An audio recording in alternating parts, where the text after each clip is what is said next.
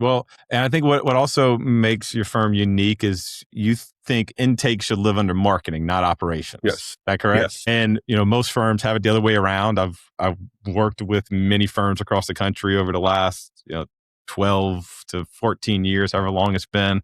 I was in-house for a long time at a very sophisticated operation.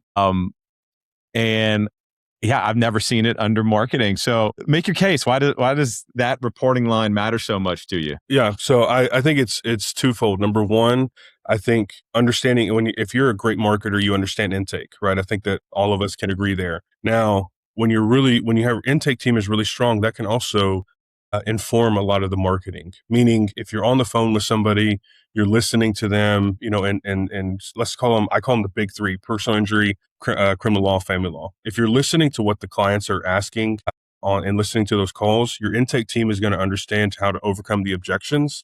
All right. They're going to understand how to sign more cases. And as the marketing professional, when you're leading the team, you're able to go, okay, what do I need to put on my website maybe to help my team maybe not have to work quite as hard on that call. Maybe they already did some research, right, on the firm. And you're also going to have a better understanding of the cases that you're retaining, right? Of, okay, we signed up all these cases, but it doesn't necessarily matter if you have to withdraw on a PI case because it's, you find, hey, we're comparative fault state. So we're going to be 51% fault. And you have to then withdraw, right? What matters is those retained cases. And I think that you're going to have a better understanding of how to retain the cases starting at the front end whenever your team goes, okay, we're talking to the most qualified leads possible. And if your qualified leads match those retained leads, let's say on a 3-month lag, then to me, you've done a great job across the marketing funnel, your various marketing mediums to go, hey, this is what we do. This is how we do it.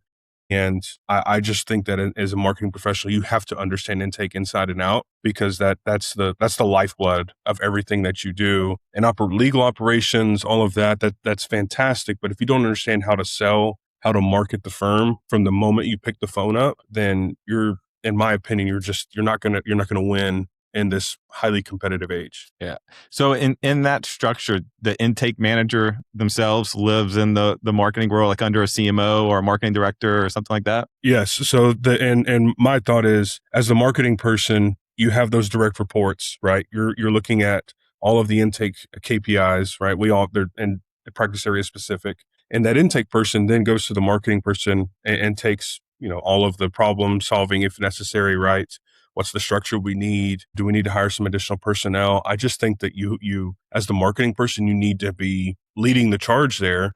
And quite frankly, I think if you need to be able to potentially get on that call and help too if you're short-staffed. I remember I did that in the last firm that I was with. I got on there. We were short-staffed a couple of times, people sick, and I'm willing to jump on the phone and help sign up cases. That's kind of the way that it should be.